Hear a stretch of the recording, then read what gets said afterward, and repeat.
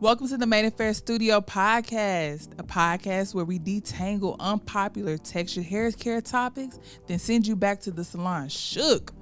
Hosted by me, the incomparable Dominique English. Tune in as I share insider secrets, bust myths, and invite special guests from the cosmetology world to share their wisdom. Whether you're a natural hair newbie or a seasoned pro, get ready to embark on a journey to hair nirvana with Main Affair Studio.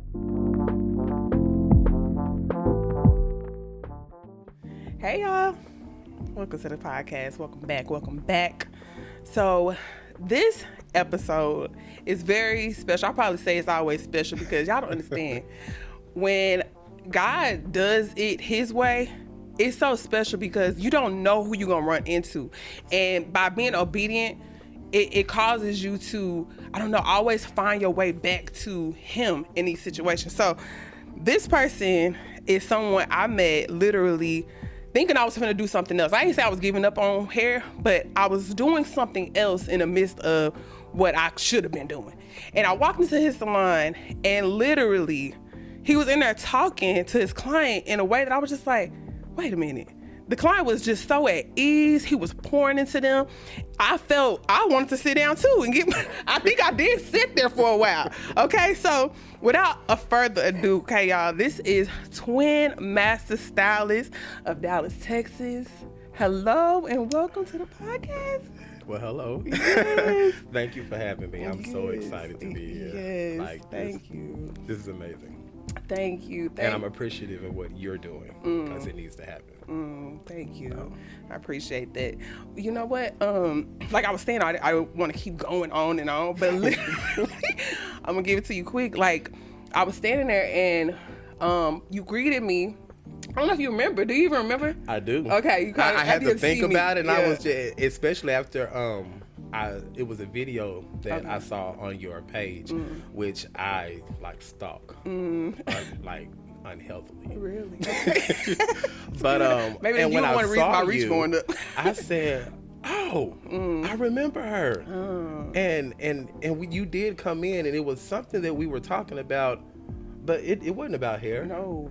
It wasn't. Okay. I was going to. I was adding insurance to. That's what it was. Yes. I could not for the life of me remember, but I knew it was something. Yeah. Because I think either I was supposed to let you know if I decided on something, and everything just got to going. Right. And so when you was like, "Well, I met you before," and I was like, "Wait a minute, I remember people." Yeah. And then when we got to talking about it, I was just like, "Gosh," I said, "I don't want to be that person. Let me figure it out." Yeah. Then I finally remembered. Because I came on first. I was stalking you. So look, okay, I came on your TikTok and you was going live, and I was in your comments, and I was just like, "Hi, oh my God, you go live." It's like, "Do you remember me?" You had said, you was like, "Do I remember?" No, I don't remember, but hit my inbox or something. You was like, "Get in my inbox and let's connect." Even that was such a personable experience that I don't feel like I get much in this industry. I even call Main Affair, me, the stylist. I say I'm the middle child. I feel like it's that one who's like, I don't want to aim to be the greatest stylist. And I know I'm not, new or I'm not at the bottom or whatever, but I definitely feel like the middle child. Well, can I disagree with you on that? And this is just somebody that's been stalking you. Oh. So I would never say, well, I don't want to be the greatest stylist, because the stylist that you are, nobody can be the greater than you at the stylist that you are. So you are the greatest version of you when it comes to you being a stylist. So you can't be the greatest. Okay. You're the greatest of you Of that me. you have to offer, because can't nobody be the stylist you are. Thank you. But you. Okay. So claim You're it. right. Okay. So then who is twin Master Stylist? What is the greatest part of you? Tell me who you are. Twin Master Stylist, I used to always say it was a brand. Okay. But it's not. It's Twin Master Stylist that is a movement. And the reason I say it's a movement, because a brand is something, it's a name, and either it's popular or it's not. Okay. Either people want to invest in it or they don't. A movement is an action that is continuously moving, picking up as it goes, and it grows, and it never stops. One of my favorite scriptures is when you put your hand to the plow and never look back. And that's what a movement is. And so part of it being a movement is this is also my ministry. Yeah. So it's all tied up in one. So it's not like there's a stopping point. There was a starting point, but we're going to keep pushing and keep moving because there are walls to be torn down. Yeah. There are myths and rumors they need to be laid to rest. And then there are some people that need to understand, I need to reevaluate because I'm not where I need to be. Yeah. And sometimes we are the ones that stop us from getting where we need to be. So Yeah. we got to go for it. So Twin Master Stylist is more of a movement, and it's not to brag or anything like that, because that's never my thing. Okay. It's just wanting people to know that when it comes to being a hairstylist, there are hairstylists out here that actually care about what's under your scalp, and not just what we make you look like. Right. Because when that moment is over, you need to have something to come back to. That's right. And so my thing is, we are not just temporary people, in the beauty industry. We're first responders. Come on now. So that's how I gotta start thinking about myself, and even like you talking to a lot of beauty professionals that are coming in and may think of themselves as, oh, I just did hair, because I think that's like you were saying. I feel like that's what almost stopped me, and that's what almost slowed me down, was this idea that, okay, you're a salon owner and you just do hair. And it's like, no, like when it goes deep, like you said, I'm like nerdy. Like I want to investigate. You could first responder. That's why I love your page. Oh. That's why I love your page. Thank you. Like it goes that deep, but how did you know that it needed to be that serious for you? Like when did you start taking it that serious? So it got to a point where, so I've been in the private suite type of setup for years now, but of course, well, I started at home, and then went to the open floor salon, and it took me coming in contact with a lot of other different stylists with different personalities, but then I started paying attention to the clientele, and so I was like, okay. I was one of those people. I get up, I start my first appointment at 6 a.m. Okay. So I have everybody, 5 or 6 people come at 6. Yeah. And I'm tag teaming, thinking that I'm really doing something. Okay. When all I was doing was carrying the tradition of, oh God, we're going to the shop on a Saturday. We're going to be here 8 hours for one appointment, all of that. And so then I started listening to the conversations that my clients would have with each other.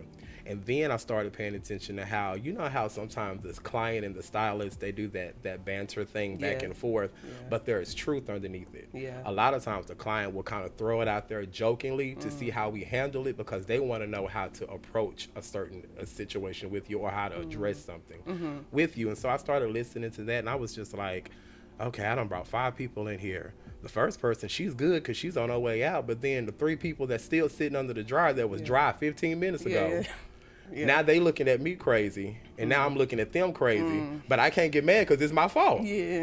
So then when I finally transitioned to the private suites, and I was able to take that one-on-one time with my client, because I don't overbook anymore. Everybody's time is their individual time. Okay. And when it got serious with me was when my clients started to open up, and things started happening, and I started noticing that just the atmosphere of my workstation started to shift. And so people would come in and they would sit down, and the first thing they would do is, well, Twin, let me just tell you, I got this on my mind. This is going on. Household is doing this, my kids are doing this. And it got to a point to where I was like, you know what? It's more than just making people look pretty. Yeah. That's the outcome. Yeah. But just like any type of stone, pottery, clay, you have to send it through the fire, let it burn off some things, redefine so you can get to that pretty result. So each appointment that you have with me, it's not just me flipping the TV on, turn it up real loud, I'm finna do your hair. No, we're finna talk. Let's talk. Let's have some conversation. And now it's to the point, because I built a rapport, let's talk about this scalp. Let's talk about your hair. It's not in the best condition. Let's talk about why. Or, alopecia sets in, or someone comes to me with alopecia, and they've noticed the problem for like the last 2 years. So now we've got some permanent damage that has set in. We've got some, some closures on follicles in the scalp and all of that. Yeah, come on, so now, now we got to have that hard conversation. Look, I'm not saying that we can't treat it, but I can't promise you 100% recovery. But we're going to work at what we can and save what we can, and then we'll enhance what we're not able to do. That's good. And it allowed them to trust me. And so one thing I've been teaching my clients, your hair is also part of your hygiene. Oh, that's good. Is and as we were discussing earlier, that's just like, we have it really bad. We'll shampoo our hair once a month, maybe. Dirty hair grow, that's what they say. Yeah, that's what they say. Yeah, the dirt is protein. It makes it grow. Yeah, it's fertilizer. I ain't out here eating no dirt trying to get no protein. I'm just saying, like, okay. And to me, when I think about dirt, I think about bacteria, I think about buildup, I think about fungus. Yeah. Then you're looking at dermatitis on the scalp, psoriasis, Indian fire, crater calc, all of that stuff. All of that starts with some form of bacterial foundation. That's right. Or we get the protective styles and we're told, well, as long as you leave your hair alone and don't touch it, it's gonna grow. Well, leaving it alone is one thing, meaning the protective style is keeping you from handling the hair. Right. But what are we doing for the nourishment? Right. So you don't leave it alone. That's you right. still treat your scalp. That's why you have a lot of the braiders, you got to come with your hair fully shampooed. Your hair needs to be blow dried. I'm going to charge you $20 if I got to blow dry it and stretch it. Like, But it makes it to the point of where is the hair care coming in? Right. Now you're going to bring somebody in. You don't know what kind of canvas you're starting on. You don't know what they used. Yeah. And then you're finna apply all of this tension, all of this pressure. And then they're going to wear it like this for 3 to 4 months. Right. And all of this buildup, not to mention all of the dry scalp, because I'm sure you didn't nourish or moisturize anything. No, you because actually greased it with that gel. The edge control. You edge control. So then you covered up the follicles. Yeah. And then you smother out. So now there is no oxygen. There is no air. Blood flow can actually be minimal depending on how heavy the hair is that you put in, because we like to wear braids to the floor now. Yep. High buns. Exactly. And then with the tension, so then we looking at traction alopecia. Yeah. Then you have a combination of traction and bacterial alopecia. So it's just like, not to mention those that also deal with hereditary. Oh, yeah. The genetics. Yeah. So it's just like, when do we get to a point to where we start treating our hair like most of us should be treating our body? Yeah. Like we bathe every day. Right. You wash your face, you brush your can't, there's no back way of getting clean if you're not bathing. Come on. Same thing with your hair.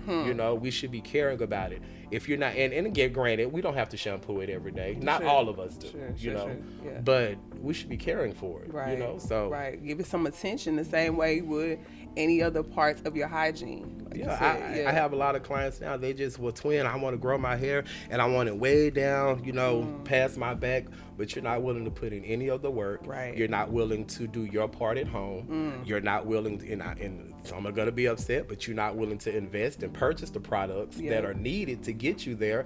Dollar store VO5 can't get you everywhere. Ooh, Selsun Blue got that little, And just because it's got a tingle don't mean nothing. I mean, like, y'all love that tingle, but you don't know what it's doing. Exactly. Yes. And my thing of it is, it has a tingle, but do you know where the tingle is coming from? Do you know what chemical or product is causing that? Right. And that's the thing. Yes, and I can provide you a tingle, but mine is going to be an antioxidant from rosemary with a combination of lemongrass and aloe to soothe out the harmful citrus, but to give you the vitamins that you need. Yes. Those type of things. You need to know what it is you're doing as a stylist, but as clients, they need to know what it is they're receiving. We can't send them home and say, you take care of your hair until you get back to me, but I gave you no instructions. I just sent you out of there because you were so beautiful when you left, but what about the next morning? Correct. Or what about the people that only come like bi-weekly? Right. What are they going to do? Like you were saying about if we're in a position where we know that we are first responders, that we are their, I want to say doctors, but that we have went to school for this license for a reason, right? And so sending them off with no hair care, no what is it called, like prescriptions, right? No aftercare. That's it. Then our job is only half done. That's it. Yeah, because I know we did talk earlier. You were saying about like your position is to make sure when they come back they have improved or they've been applying that. So why are you I mean, the word is gatekeeping, right? We know that, Let's right? go, yeah. Why don't you keep that to yourself? So I'm really big. I'm really big on being against gatekeeping because at the end of the day, and I've had stylists actually listen to me while I was on TikTok, Okay. and come to my suite and tell me, "Hey, you was giving out all of your information, all your secrets." I said, "Well, first of all, explain to me. If you're a client of mine, why do we have secrets from each other? There should be no secrets because if you're keeping secrets from me about your hair and then you ask me for certain services and I perform those services to what you've given me, They only know what you told me. and then this doesn't work out or there's a reaction, then I'm the first one to blame." Yeah. So, and that goes vice versa. If I see that there's something going on with your scalp, we need to sit down and talk about it because this service that you scheduled for today may not be something you're ready for.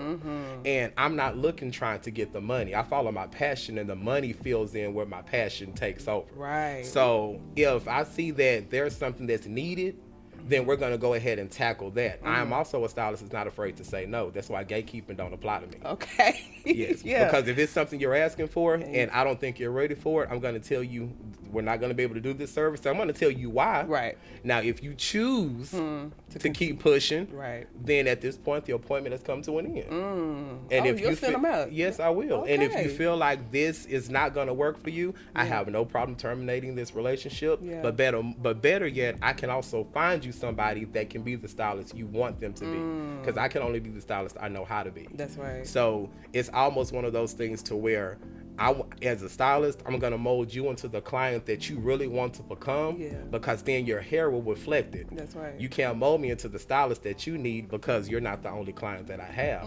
But I have a plethora of people where I'm the only stylist that they have. So I need you guys to be on the same page with me, Right. and we'll be good to go. So if I'm not telling my client what's going on with her hair, I can't expect every time she comes back to see growth and to see progression. I don't want to start over every single time. Right. You know, Because that's that longevity of continuing to start over. It not only takes a toll on the hair, but on people's mental, on people's like, Yes. their headspace of like, I just can't grow hair. Maybe Yes. and they get into depression. It can go all kinds of ways. well, they even blame it on us too. You Right. know, I've been coming to you for a year. I don't see anything happening, Yep. but I'm also not telling you about what I see in your hair. I'm also not telling you about, I see that you're thinning up here, but I'm still crocheting your hair. Come on. I'm also not telling you that, hey, your edges are thin and I noticed that they're thinning out, but I still keep taping down lace fronts. Yep. So it's like is with me, we're gonna go the route that is best needed for your hair. Right. We all want a lot of things we don't need. Just because it tastes good to you don't mean it's good for you. That's So yeah, that lace front was real cute, but it's not glueless. You see, and I don't do the I don't do. I was about to ask, No, do you do- I okay. don't do the glue and the taping and all that stuff. I don't mess with all of that. Now, what I have been doing, I'll take their lace fronts that they bring me and I'll refurbish them, clean them up, get the glue out, and then I install bands to make it a glueless wig, and then we remeasure, and then they put them on that way to where I can still treat the hair, even, and I'm a braider as well. So even so, Like box braids and stuff too. so outside of a cosmetologist, I am a barber. Okay. I'm a nail technician, a makeup artist. I'm a braider and a loctician. When you said master is in, we're gonna go all across the board. Yes.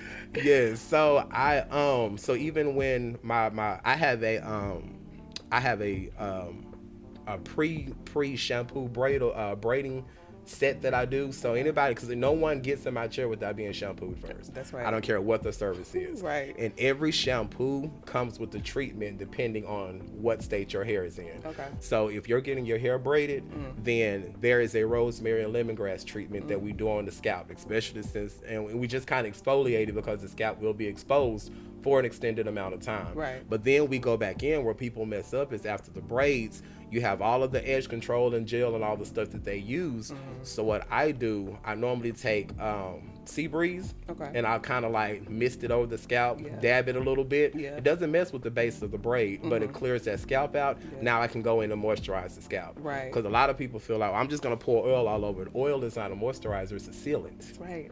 So, and a lot of people don't know that. Yes. So if there is nothing beneath it, you just sealed in how dry it was. And you wonder why you keep oiling it, but now it's caked on and it keeps coming. That's why you didn't feed it anything. You just sealed in the fact that it was hungry.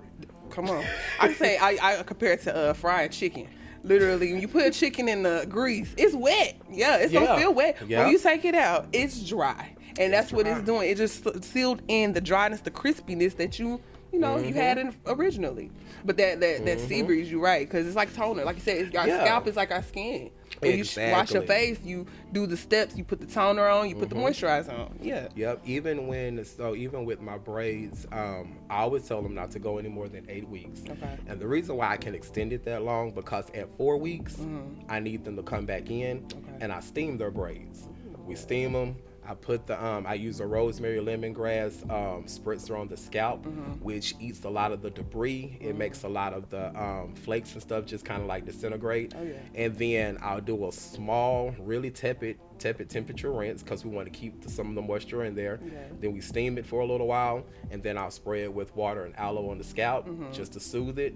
And then I let it dry, and then we apply the moisture. And now they're good for another 4 weeks, but they were treated within that time. They didn't go eight full weeks with just nothing. Right. And if they can't come back, then I make sure I personally give them the products they need to go home to keep it up. Are these your products? Give, but. Right. It's in the package. It's included. You know you get paid for it. Yeah. Some of them are mine that I actually make. I like to make a lot of different oils and different organic salves and different things for the scalp. Like in-house? Okay, gotcha. But yeah, I normally send that with them. But for the most part, they normally do good, because a lot of them tell me I don't know what it is to touch my own head, so they just come back. So it's a lot easier for me too. Exactly. Yeah, because they'll call and they'll want to FaceTime and can you show me how to do this and show me how to that. But I'll tell you one thing, and just to kind of circle back to the gatekeeping part, I did have a young lady years ago that came in, and her hair was really torn from a relaxer. The lady that she was going to was relaxing her hair every appointment. Oh my goodness. To the point of where it was just slicked down. You could still see through to the scalp. And she wore her hair short. So I told her, I said, well, we're going to just take a break from relaxers, period. I said, your hair is way over processed. So we're going to need to get some growing started. So we did a few treatments and put her on a regimen every 2 weeks. And her hair started growing. 5 years later, hair past her shoulders. She's living her best life. I'm feeling all accomplished and everything. And she comes to me, and then she decided to, go back to doing a relaxer. Because I told her, I'm not saying she couldn't do it. We just didn't need to do it then. So she did go back to doing a relaxer. I started her on a mild relaxer. They didn't fully straighten it. It just broke down her texture. So it was more tameable for her. She comes in and she says, I want to color my hair. I said, okay. I said, well, what color are we looking at? Why? I have no idea. One had, it was the Cruella de Vil. One half was blonde, and she wanted the other half like emerald green. Her own hair. Yes. Yeah, okay. And so I explained to her, I said, well, both of those colors are colors that we will have to pre-lighten your hair. I said, you're not ready for that. And you just started back on your relaxers. And I told you before, for right now, you need to pick a relaxer or pick color. Which one you want to do? She chose the relaxer. So she was like, well, it's been 2 weeks. I said, but your hair is still not ready for that. I said, don't y'all know that relaxers are originally made, well, right now, they break your hair down to its most fragile point. Right. But that wasn't the original intent of a relaxer. A relaxer originally was made to just loosen up the curl pattern so that the coily hair wouldn't be so tight and it was manageable. Yes. Some smart person said, let me leave this on for 10 minutes to see what happens. Let me smooth it through and get it out. And so now I got all this straight hair. Straight till it burns. Yeah. Or it's not straight till it burns. Yeah. So she decided to go ahead and do it. And I said, well, I'm not gonna do the color. Okay. And it was one of those instances with the client and the stylist. Yeah. So I told her everything about her hair. If you go ahead and do that relaxer, there's a chance your hair could fall out. There's a chance you could have a reaction to it. I said, if you do the color, and you're gonna have to bleach your hair. I said, so there's no way around it. Yeah. She said, well, her words to me was, don't I pay you to do what I say? My response was, no, you pay me to take care of your hair and to keep your hair on your head. Yes. I said, and you have a lot more than you did when you first started, Yes. but you're going to be going backwards. So she decided to leave. No problem at all. Right? No problem can't make at all. nobody stay. So she went right across the street, and I believe it was when Tony and Guy used to be in my location. Okay. And I love their hair color. They're amazing services. They are. But they make you fill out a form. I was thinking that They in my make head. you I'm fill like, out a form. She did not tell the truth on the form. She told them that her hair was natural, that there had been no previous chemicals. Her hair texture wasn't something they were used to, so they went with what she said, that she filled out the form. Yeah. And I was getting ready to leave the salon. I get a phone call about an hour and a half later, and it's her, and she's crying, and I'm just like, what's going on? She was just like, I need to come see you real quick. I said, well, I'm getting ready to leave. She said, well, can I just stop by? I said, well, sure. She stopped by. I'm thinking, maybe she thought about it, and she wanted to talk about it. We would apologize, whatever the case is, and we're going to keep moving on. She walks in, she has a hat on. She pulls the hat off her head, and she just breaks down crying. Wow. And the look on my face, I had to apologize to her because I couldn't believe what I saw. Right. And I'm not talking about it. I know you're talking about Myra. Go ahead. you know the movie Gremlins? No, I know it, but I don't know if I've seen You it. remember the one Spike? He had the little mohawk? Okay. That's all she had left. And it was so bad to the point of where when they put the bleach on, she said she told the young lady it started burning. Well, the lady told her, well, that will sometimes happen. But she didn't tell them that there's a relaxer, sodium hydroxide, freshly on her scalp. Yep. And so when she told her it was burning too much, so went to shampoo it, and when she did, her hair slid right off her scalp. In the bowl. Well, when she took off the hat, she has that's Spike. That's why your face was looking like that. Oh my goodness. But that's all that was left. Oh my. Why was it only in the middle, like based on the new growth? Because that's the last part they applied it, so it didn't have time to process as much. And baby. And on the sides of it, there were, because I had to tell her, I said, well, I'm going to tell you now, there are places where your hair is not going to grow back because the acid from the bleach ate so deep off in her scalp that it created craters.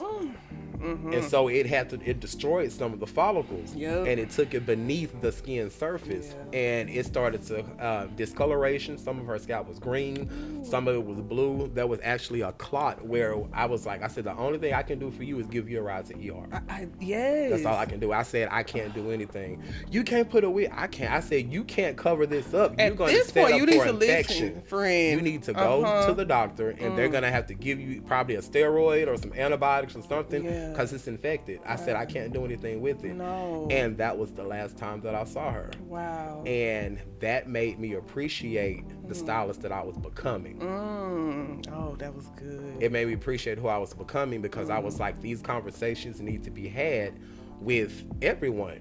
No matter if you think it's going to hurt I would rather me hurt your feelings at the salon than the world hurt your feelings when you leave. That's right. Or then your feelings be hurt 2 years later because now you're completely bald and can't grow anything. Yes.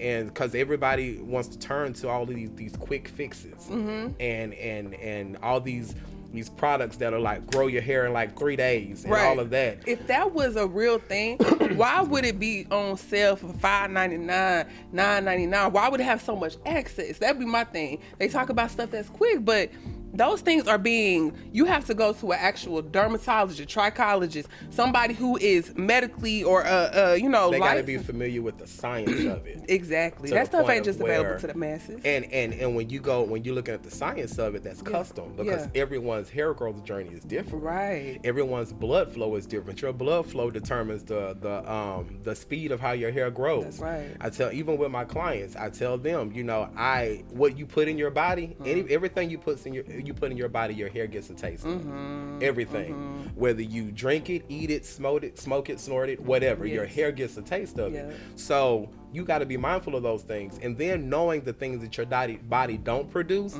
that your hair could use, like certain minerals, like copper. That we don't produce that, but our hair could use a lot of it. You know what I'm saying? And or just knowing what foods to eat that could cause different things. Different foods we eat cause us to break out, could cause your skin to dry out, could act up, cause you to go into an episode with dermatitis that been lying dormant, didn't even know you had it. But one small trigger or one product that you used that was wrong. People, even when it comes to hair coloring, stylists need to understand what PPD is. PPD is very, very powerful, but it can also be deadly. I've had clients that have had allergic reactions to it. My mother was one of them. Face, and it was just from a semi-permanent. It wasn't even a full color. I need to research that. PPD. Yeah, PPD is the chemical that they put in hair color that allows the color to adhere to the hair. That's what makes it stick. So, like for example, Kiss colors. It's high pigmented, but it stains really good. It has a high level of PPD. So people that are allergic to that, what happens? It causes their blood to thin out from the head up, and they start to swell. And my mother, her face swelled so much to the point of where her skin started to crack around her ears because it had no more room to swell. There are people that die from that. But that's why the patch test is important behind the ear, because you're on the bone, so there is no flesh to manifest it throughout your scalp and your bloodstream. So it's things like that we need to understand and we need to know. So when we're asking questions, and clients got to understand, when we're asking questions, well, all I want is this. I understand that's what you're wanting. I need to make sure that you have what it takes for us to get there. Because it's not just about, oh, this is a pretty style. Oh, I want to look like this picture. Okay, but let's see if you got what it takes to get to that picture.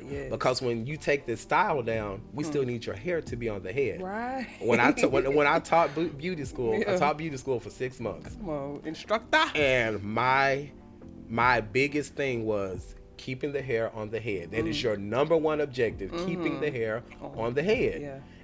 But there are so many elements to that, because you got to know what kind of hair you're trying to keep on the head. You need to know what methods to take to keep the hair on the head. And then you got to make sure the customer wants the hair. Right. Because I have clients, they do not care about their hair. Let it fall as hair. It'll grow back. Oh, I have clients that tell me all the time, please stop talking hair to me.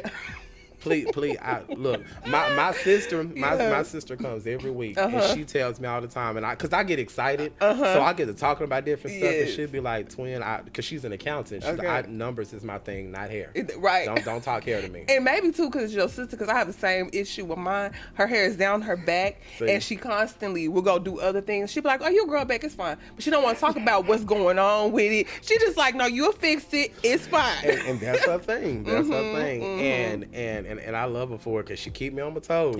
She keep me on my toes. But and that's why I say, when you ask me who is Twin Master Stylist, that's why I say it's a movement, because there's more than one element to when it comes to me and when it comes to just what I have to offer. Right. As a stylist, as a, unofficial life coach, whatever, because as a stylist we are all those things. Absolutely. People have to understand we're not just twirling scissors and pressing hair all day. We're listening. I'm getting ready to start a presentation as soon as I can get it together. It's a little harder because I'm dealing with autism. So I do have I have autism clients. I have a niece that's autistic, and she's the one that inspired me to go, because she's like, I think at a level 3 or 4. She's pretty aggressive, but she loves to look pretty, and she learned how to braid. And so I take autistic children and I take them on as clients. I did have a particular one young lady. We started some locks on her. Her mother said her hair was just too much. She's 10 years old, and she just don't like her hair to be touched. And then you have to know the kind of autism, you know. And her with her autism, she doesn't. Spectrum. Yes, Right, and right. it's in so many different forms and so Right. many different ways that they like and don't like and all that kind of stuff. So she ended up getting ready to bring her to me. I said, okay. I text her mom. I said, well, let me know this. I said, what is her favorite color? What are some of her favorite shows that she liked to watch? And what are some of her favorite snacks? Yeah. She sent me a list. Went to the Dollar Tree, and I got everything I could find to go along with that. Yeah. So when she got there, she was a little timid, you know, and she came in because she was nervous about what was happening. Right. Gave her little snack pack, and she loved that. We turned on the TV. She had her iPad and everything. Yeah. And we spent 5 hours together to start her locks. And that was last year, maybe the year before last. Okay. But she comes to me every 4 weeks, and she has a blast. Yeah. And so that's something that I'm trying forward to to it. show people, that just because you're autistic, you know, doesn't mean that you don't get to live a normal life. You process information different. Absolutely. That's the only difference. Yeah, I learned recently that it's actually like a oil on the scalp in the brain that is low. It's a chemical It's imbalance. a chemical imbalance, right? Because I'll meet some people who are autistic and they're the most genius people, and it's They like think about stuff that just we take for granted every day. yes, And we might that's be too something I oily. love about that part. Yeah, And that's the good thing about it, you know, and that's why I like this. Autism month is one of my favorite months. Okay. Normally I color my hair blue in April. I normally color my hair blue. We wasn't rocking blue hair today though. it's right there. Normally I try. Yeah. But so that's something I'm trying to get off the ground. I have a 11-year-old little boy who's autistic. His mother had brought him to me. She called me, and when she called me, she was in tears then. First time I ever spoke to her. And she was telling me about her son was autistic. He has Asperger's, and normally children with Asperger's, they don't like to be touched. They're very protective of their space, and everything is repetitive. When you take them off task, it sends them into an episode. Okay. And so when things aren't in certain pattern, they get lost. And because they don't know how to express it, that's where the disruptive behavior, the aggressiveness comes in, all of that. So she told me all of that. She said she's taken him to several barbers. She's never been able to get a haircut finished. The barber, because you know at a barber shop, it's in and out. They're not trying to get to know anybody, you know. And so she put him in the chair. He starts going into an episode. I can't do it. And she has to go home and shave his head. So she brought him to me. He sat in the hallway for about a minute. Okay. And so his mom was in there. I said, well, can I go out there and talk to him? She said, yeah. I said, okay. Went out there. I introduced myself, and you have to tell them who you are. I say, you know, hey, I'm Twin. I said, I'm finna walk up to you and shake your hand. Is that okay? Because you create a new pattern. Yes, exactly. Right. You just can't throw yourself. Right. So, and you have to always give them the option to accept. So everything needs to always be an invitation. Right. And it makes them feel included. Okay. Because naturally they don't feel like they belong. Yeah. But most of the time they don't know it. Okay. And so that's why when people, you know, make fun of them and do different things, that's what they remember.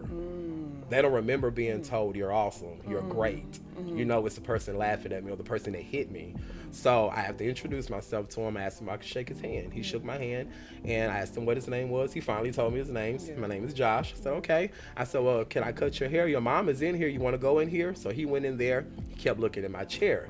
I said, you like the chair? Yeah. So I let him spin it around for a little bit, and then I let him sit in it. So even then, I still didn't start the haircut. And so I got my clippers, and his eyes got real big. I said, no, I'm going to give them to you. I said, cut them on. So he cut them on. They scared him, and then he dropped them. Okay. And then he started to cry. I said, no, you're okay. I said, it scared me too. I would have dropped it. Yeah. So I picked it up, and I gave him back to him. And then I said, it tickles, and I kept putting it under his face, and he kind of started to laugh. So I noticed that when he told me I could start the haircut, I noticed that he kept looking at his mom, and he was real closed in. So the hardest thing, I said, look, Mom, I know you don't know me, But you gotta go. but can you step out for a quick second? Yeah. I said, and so my window, my suite's a window seat. I said, well, just come outside. Just don't let him see you, but you can watch from the outside. Yeah. She said, okay. Yeah. When she walked out, oh my God, he cried, he threw a fit, and he kept, because he's babied a lot, so he kept reaching up, and I was just like, okay, so I picked this 11-year-old boy up. We walking around my suite, and I'm just like, it's all right, you got this, you're a big boy. Right. So he's good. We sit back down in the chair, and he lets me start cutting the hair. Well, he doesn't like to stay still, so he's up and down. Active a little bit. So we get up, and I'm cutting his hair as we walk in a circle. Okay. Around the suite. Whatever it takes. Girl, by the time I got to that edge up, I was dizzy walking in them circles. Right. So we finally sat down. I got to his edge up, so I turned him around, and his face lit up to the point of it almost made me cry. His face lit up so much, and then he kept giving me thumbs up, and so I brought his mom back in. I'm talking about when she fell crying. Oh, I said, don't she do never that. see it go all the way through. No, but I said, don't do that. She was just, so now he comes sees me every 3 weeks, but when he comes. He comes, she drops him off with his little computer and everything, and he makes her leave. Okay. This is my time, I Mama. carve out 2 hours. Now, the haircut is only 30 minutes. Right. But I carve out 2 hours. Right. Because we'll go ahead and cut his hair. Yeah. And then below me, I may take him to Sweet Frog, or we may go to McDonald's, and I'll let him play for a little while. Yeah. Because the thing of it is, now that we have started that bond, he wants to spend that time with me. Absolutely. And so it's just an hour and a half. Once every 3 weeks. Wow. So after we cut his hair, or we may just walk around and he eat ice cream and we talk, or whatever the case is, and he's good. That's it. Because that's his time. Like the time where he's now created, like you said, a new pattern, a new system or something. So he needs that to add to his life now. But we should focus on giving that kind of service to all of our clients. Because what we did for him was create a safe place. Yes, I am. So for my clients, I also want them to know that this is also a safe place for you to take off your layers, for you to take off the mask, and just be you. Because the only way we're going to get the most beautiful part of you is by getting to you. And that's when I finally realized, okay, this is more than just a hair thing for me. That's why I say it's a movement. I have people that have been with me for the last 20 years, right? And watching them grow, and now I'm servicing their kids and their grandkids and stuff like that, and it's just like, one of my clients, him and his wife just had a baby, and they came to the shop to let me know, hey, we want you to be our daughter's godfather. Wow. And I'm just like, really? I got. It's just I made it more into a lifestyle. So it's not a job when I go to work. That's right. I'm going to do what I love to do. That's right. But I'm making sure people are educated along the way, because all of this is for nothing. Everything I'm doing is for nothing if I'm not communicating with my client and letting them know what's going on. But on the upside, stylist, the professional part of it is the part, like the customer service part, is the part I feel that's disappearing from the industry. Okay, why? We have all of these apps and stuff that I use a booking app too. Okay. But we have all of these rules that we put in place. If you're more than 5 minutes late, you're going to be charged a late fee. Or if you cancel your appointment too late, you're not getting your deposit back. Yeah. Excuse me, all of that. So it's just like we put all of these rules in place for the clients. But as stylists, this is where the entitled part comes in. We feel like we're too good to follow those same rules. Ooh. If I had a client come in, and she called herself trying to help me out. And she called me and she said, "Twin, I'm going to be about 15 minutes late, but I did shampoo my hair for you." Okay.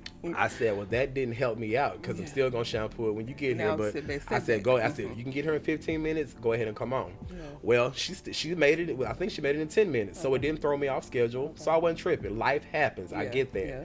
So we get started. And she wears her hair really short and got really beautiful coal black hair naturally. But when she pulled off her bonnet, it was real like ashy and real hard. And I said, "What did you shampoo your hair with?" That girl told me Blue Dawn dishwasher liquid. When I'm washing dishes. So I said, "Why would you do that?" "Well, it get rid of the oil on the ducks. You ain't got no feathers. Are you serious?" I ain't seen you not once fly in this salon. Like, I mean, come on. Oh, like, really? wow. Yeah. You compared your hair to feathers on a duck. That's that commercial. Watched that commercial too many times. You know what? Don't break this oil down before I get there. and you know, and the funny thing is today, that day was the last time that I saw her. Yeah. It wasn't because we ended on bad blood or anything. Yeah. It was because I had to hold my clients to the same standards that I hold myself to. So, I told you that story to say when we got to the shampoo bowl, all of the Dawn dishwashing liquid hadn't been shampooed out. Right. So, which is why the hair was discolored. Right. So I growled like I was in a restaurant washing dishes. I had suds all over the place. Oh my goodness. And to the point where I had to stop running the water and just start getting water and pouring it because the more I tried to get it out, the worse it got. That's right. That's right. So it was just like, I said, it took me 30 minutes just to get it out. Not to shampoo her hair, just to get the soap out. So my comment to her, she said, oh, you're probably going to charge me. I said, you would be right. I said, because the person that's going to have to wait 20 minutes for me, I'm going to have to discount them. Yeah. So you're going to have to pay for that. Yes. Because it wouldn't be fair for me to make them wait because of something that you did or didn't do. Right. And they showed up on time. So we have to hold ourselves accountable. If I'm running late to the salon, yes, I discount my client because I would want you to go by the same rules that I'm giving you. So as stylists, we feel so entitled because, well, I'm the one that's doing your hair, but you're also running a business. So what about though, like, I mean, I get that too. And I also think about the companies that are in positions like I like to compare Apple, right? Like Apple has policies that honestly, if you ain't reading the terms and conditions, you don't know what it is. You done already said agreed, and you like okay, and then you find out later because the consumer has broken the policy. You find out, oh, I don't got insurance, y'all not gonna pay for it, right? These things.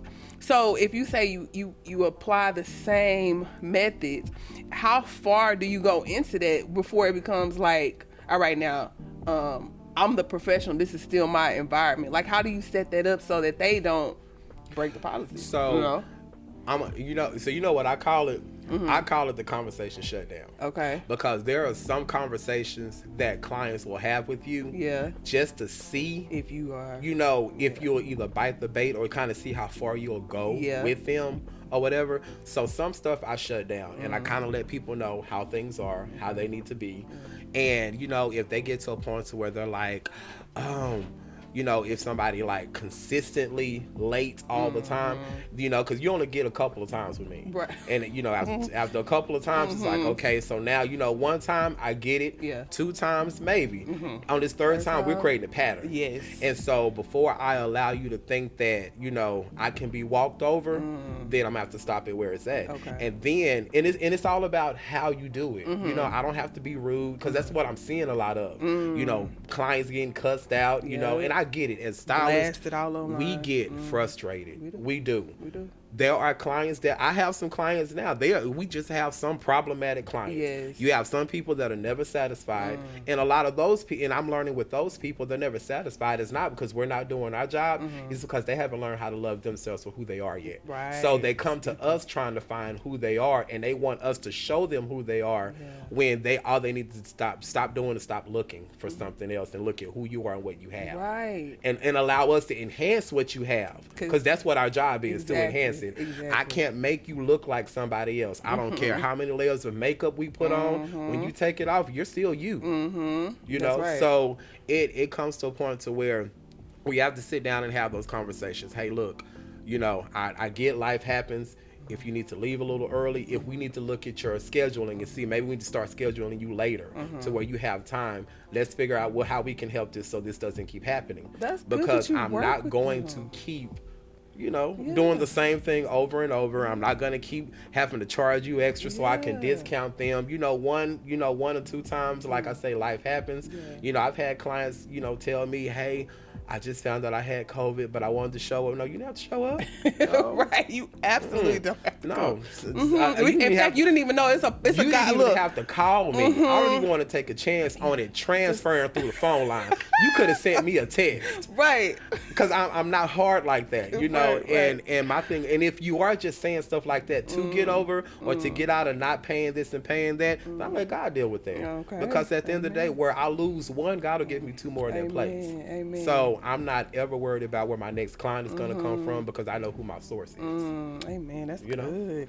You know, that's something I need to keep in place, keep in mind, because I do love order. I like for things to just, you know, have a little organization to them. Now, yes, there is grace and mercy in many instances, but I be thinking that as a professional, sometimes our clients, because they like, I have some that still text me, and I'm like, baby, you can't text me. I'm like, hours, you sending me pictures, you know, and so it's just the I don't want to talk about her when I get off. I just don't want to talk about her all day, you know, and so having just a little bit of a boundary, you know, with our clients. And so how do you find bounds, making sure that it doesn't get too far? You know, when it comes to setting boundaries, I try to always make sure we set those boundaries in the beginning. But we all know that depending on how the relationship with you and that client goes, sometimes the boundaries are tested. Sure. Sometimes they're stepped on a little bit, and a lot of the times it's because of comfort. Okay. Like some of the clients will get too comfortable because if you are a stylist, you know, as I am told, I'm approachable. You know, we can talk about anything. Right. And sometimes they feel like, well, I just basically told you my whole life story, so we BFFs. Yeah. Not necessarily, you know. Yeah.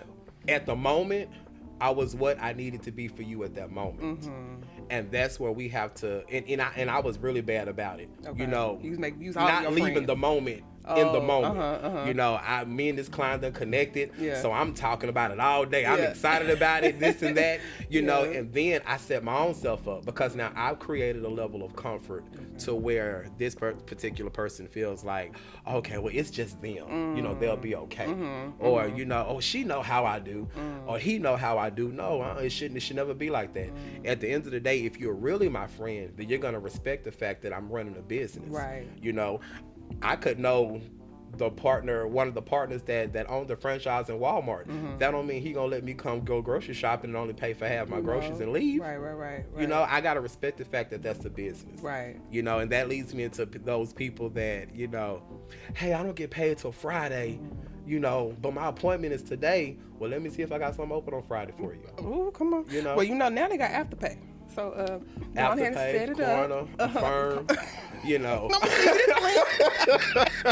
Figure out here go this link right here. So I mean that there are multiple options. Yes, you know, and at the same time, and if you and my thing is this, and it's something I had to learn because I do have a heart for people. Yeah. And when it comes to this industry, I always want everybody to like look their best. So I used to be one of those people. I would adjust my prices. Okay. For individual people, depending on what their situations were. Right. But I was setting myself up because I was telling myself, oh, you doing a good thing. You helping somebody. But what I was setting myself up to do was to be used. Because now... Abused. Because you're useful. Too. Right. But everybody all of a sudden had a sob story. Yeah, boy. And then people get to talking to each other. And so, you know, well, this is going on. And, you know, I got this happening. You know, can we do it this? Oh, girl, you good. And then I got to noticing, you know, my debt to ratio income thing is not adding up, you know. My bills are starting to peak a little bit, but I don't see the income going where it needs to go. So then it got to a point to where when I started cutting back on that, you know, hey, this is what these are the prices. This is what's happening. Then it told me who was really in my corner and who was just in my business. Ooh, my corner versus my business. So that was my discussion earlier. And, you know, at the beginning of the year, everybody... So this is my thing with vision boards. Okay. I have nothing against them. Okay. But a vision board is just a vision board if there is nothing done after, no action taken. Right. And if there is no action taken, then it's just a poster board with a lot of writing on it. Okay, let's make it real practical. Right, and I don't that. do resolutions because it's a setup for failure. We all lose 5 to 10 pounds in the first of the year. Right. And then after the Daniel fast is over, we all go back, to Whataburger and doing our thing. So I said this year, I wrote down on a piece of paper, did a column. I included some clients, family, friends, foes, whoever. And I had 2 columns. One side said people that are in my corner, people that are gonna fight for me, that are gonna ride with me, and people that are just in my business. They only hear until the other shoe drops, or those that are there waiting to see when the other shoe is gonna drop. Okay, so when I did that list, I had to cut loose a lot of people.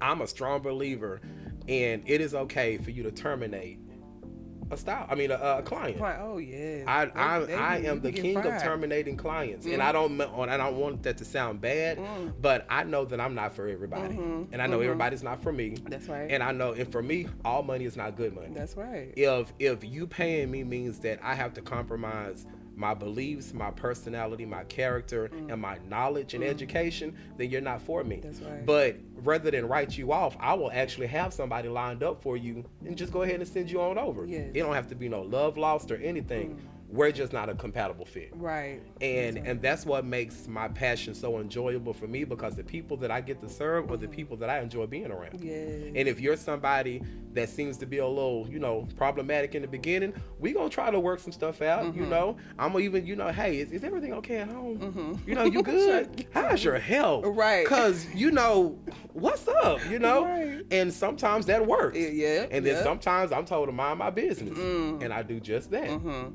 Because I can't take that personal, because at the end of the day, some people are here just to get a service and don't want anything else.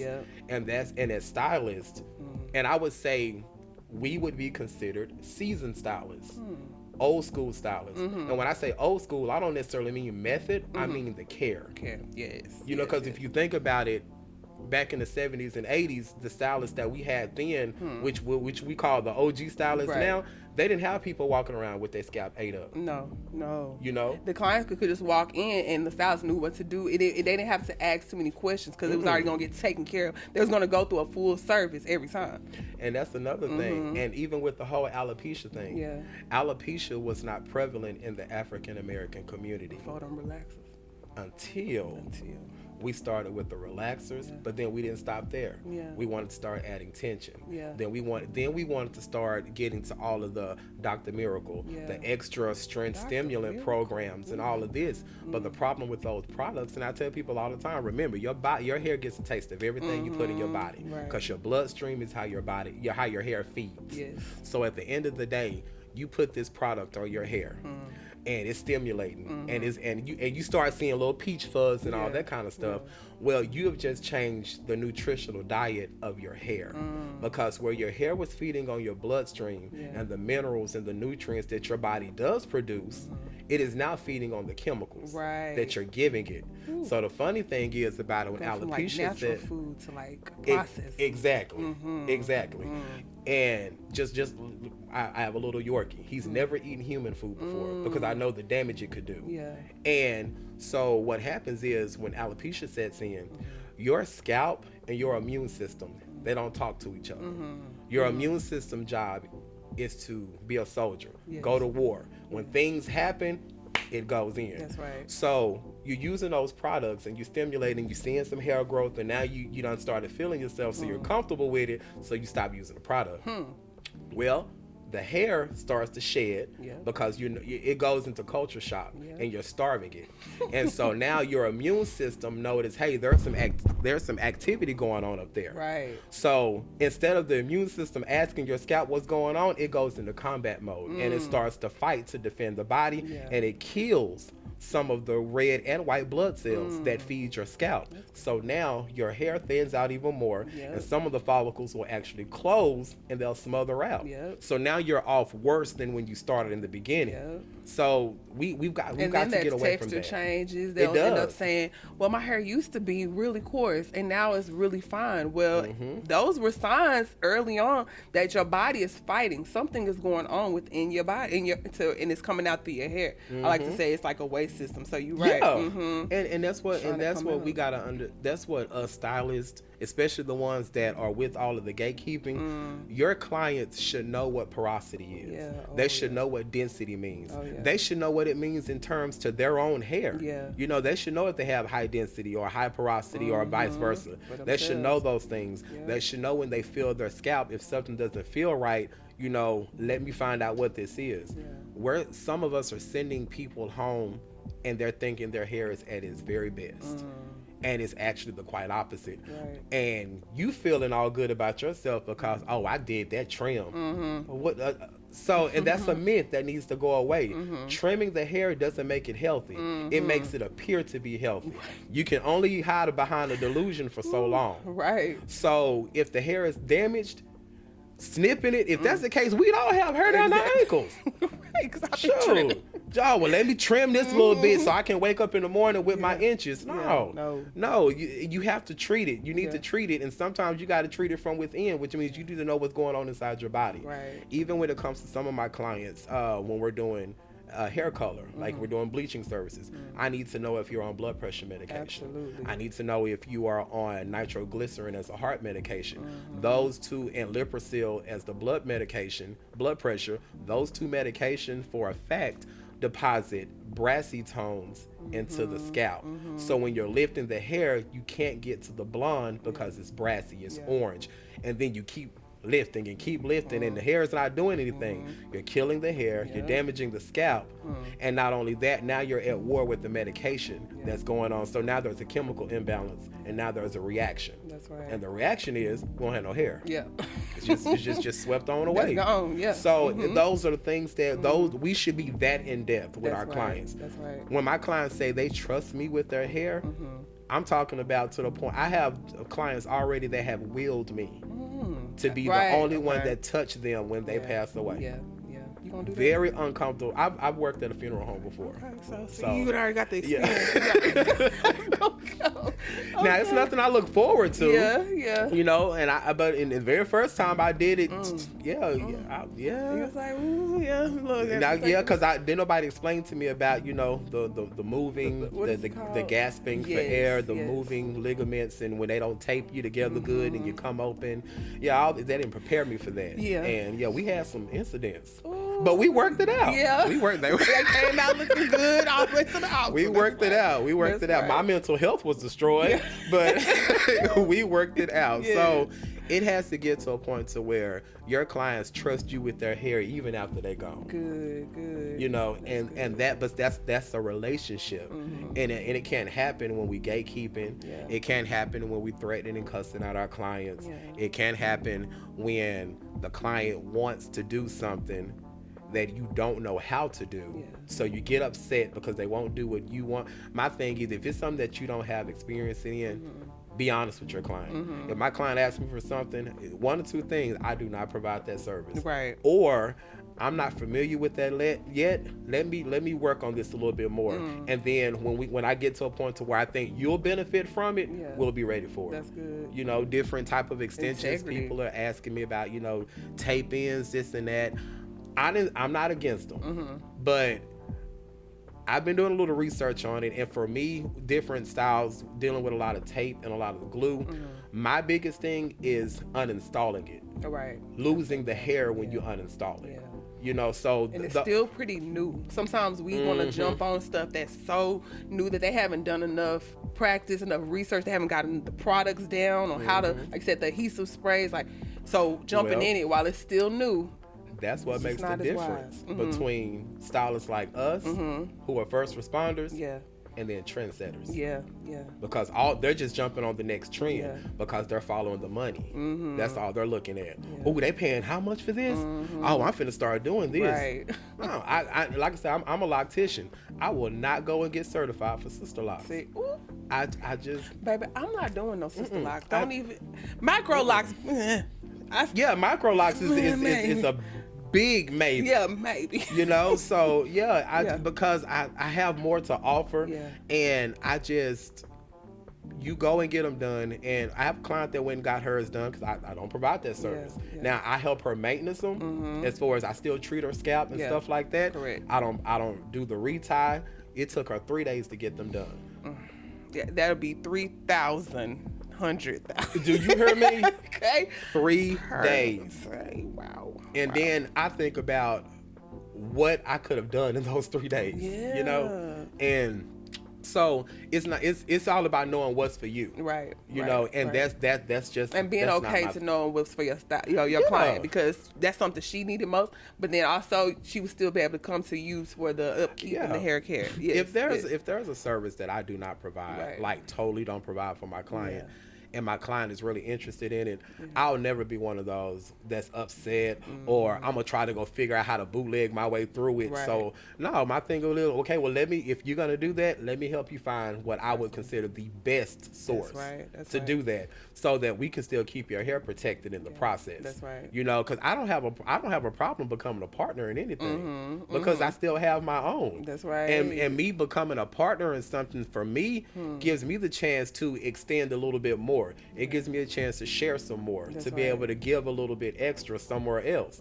You know, and it may be something I can pick up from you. Shoot, I never get too good or too old to learn. Yeah. That's our problem. We feel like we master stuff, and oh, well, this is my thing, and that's it.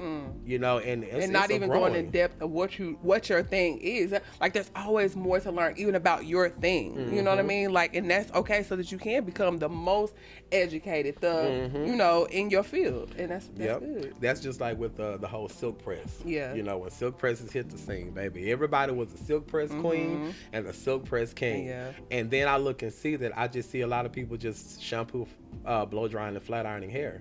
So what's the difference? What's a silk press? Yeah, you know, and so someone actually asked me that, so I did a segment on my TikTok for the silk press. And you know, to me, a shampoo, a blow dry, and a flat iron, that's something you would do, you know, on relaxed hair. But for a silk press, where we're temporarily changing the texture but protecting the integrity of it, so that it can go back to its original texture, but at the same time we're using high intense heat. That's right. So the thing is that what makes mine different, I don't do topical products on a silk press, because we want the hair to be light, we want it to be airy, and all of that. So I infuse the hair, and that's what I do at the bowl. For a silk press, if everything is done at the bowl, then you have no issue. So there's no need for pomades, oils, and heavy sprays. Even my heat protectant, so I have a hydration formula I created about 5 or 6 years ago. I don't silk press without it. And in the base of it, I will tell you, it is a silicone base, because I use a silicone to help protect the bonds in between the hair, so that when we're doing our one pass, right, I'm so tired of just over and over. One pass, and the heat and the silicone helps straighten the hair versus the heat and hair on each other. So it protects the hair. I use my heat protectant in the actual hydration formula. And then once I put it on the hair, I let it steam, and then I take my fresh aloe and I rub it on, and I add it, put it in the cap when we let it steam for 30 minutes. Rinse it out with the cool water to lock everything in. We have to stop rinsing out conditioners and moisturizing kits with warm and hot water. It's just a funnel. We have to remember that heat expands and cold contracts. That's right. So if the heat expands, that's why I love shampooing using my steamer, because it helps the cortex of the shaft stay open, so that I can get a good clean. And when we get all of the nourishment and we doing our infusions and putting everything, because I also, for vitamin C, I use real oranges. You know, I use my real oranges. When I'm treating chronic dandruff and dermatitis, I use real limes on the scalp, so that it gets the citrus, but the vitamin C cools it, so that you're not burning like some of the dandruff shampoos will do. They'll strip, but they don't replenish. Right. Excuse me. So we do all of that, and once we rinse all of that out, we go and we blow dry. I have a serum that I use, and when I say literally a little drop, that's it, and that's all we use. And we go through the hair one time. One pass is all it takes. If you have to pass more than once, then the hair is not moisturized. You might need to go back to that bowl. Yeah. That's it. That's good. So then I know people are going to listen to this, clients, stylists, all of the above, educators, locks, what all you do, right? All the barbers, okay? Everybody's going to hear this. How do they find you? How do people get in touch with you? What's the best way to contact you? So on all my social media platforms have my booking information. Yeah. I have a link tree. Okay. So my TikTok, my Instagram, they are all Twin Master Stylist, one word. Okay. When you go into my link tree, it'll have all of my information. And my booking information, it has all of my contact information, my phone number. And so the thing with me, I'm one of those stylists, I don't have a problem with my client contacting me or whatever, because I need when my clients go out and they go into the beauty supply, they don't buy nothing until they send me a picture first. And I kind of have them that way because I need to know what's going on when I'm not there. So they'll send me a picture of it. If it's something I'm familiar with or something I think will benefit them, go ahead, you're good. If not, hey, let me research this for a couple of days and see if this will be good for you, and we'll go from there. And they actually listen. Yeah. It took a while for that though. Right. But yeah, so my phone number is there. Okay. My booking information, my salon location, on all my social media. Good. Okay. So you know what, y'all heard that, and I know this conversation is going to send you back to the salon shook, because I'm over here like, oh baby, I got some. You know what? Let me go look through my color bar right. EPPD, what he say? So, if you guys want to get in touch with Twin Master Stylist, please do. Leave us a comment. Let us know what you think about this thing. And I am so thankful for you coming. I'm thankful for you even just sharing the way you just did. Like, I'm thankful for you. Yes. Like, we gonna have to do some part 2 or something. Oh yeah. Anytime. Okay. Yeah. I'm here for it. Okay. I mean, if we need to come and do a live session, seriously, hey, let's go. No, for real. And I need to pull up 2 on you. Because I stay going live on something.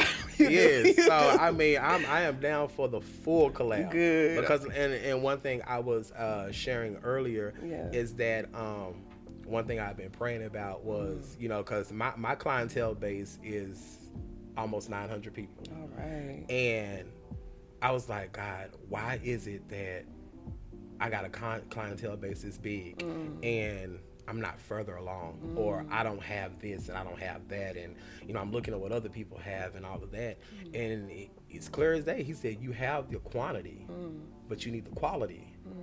So today I connected with my quality. Glory to God. I'm serious. And so now through this collaboration, the start of this collaboration, because I'm already speaking and receiving and confirming and clarifying that this is just the beginning of what God is getting ready to do. Amen. And it's getting ready to turn heads. It's getting ready to blow minds, and it's getting ready to change the way the industry thinks. And it'll no longer be an industry that we possess. It'll be an industry that we possess because of Him. Amen. So like you I thank you for that. Yes. Amen. We give God the glory. He deserves all the praise. So, y'all keep tuned in. We'll see y'all on the next episode. And thank you for stopping by. Bye. I did not expect you to share all of this.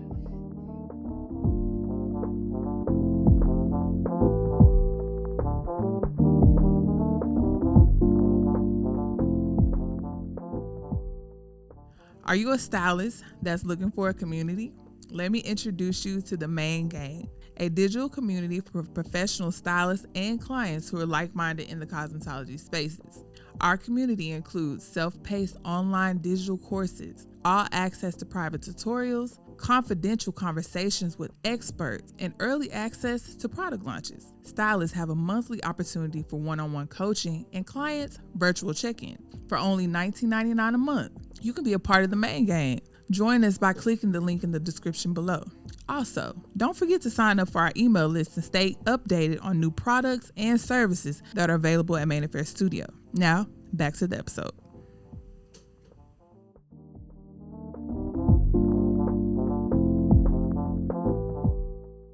Do you have an Instagram?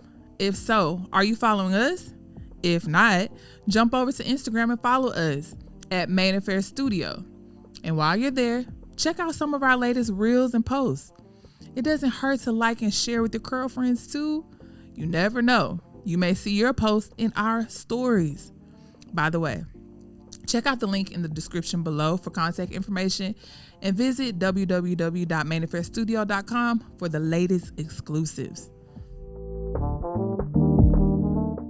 As we wrap up another exciting episode of Made and Fair Podcast, I want to extend my gratitude to each and every one of you for joining me today.